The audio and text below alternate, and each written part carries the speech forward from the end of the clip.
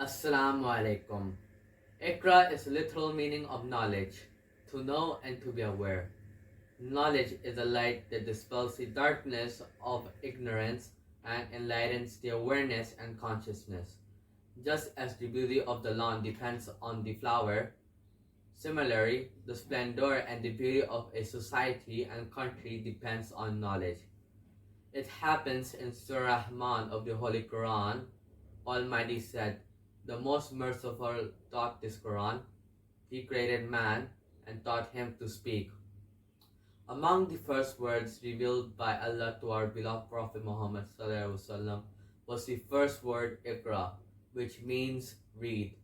This was the first brick of knowledge on which the buildings of human welfare and education was built on.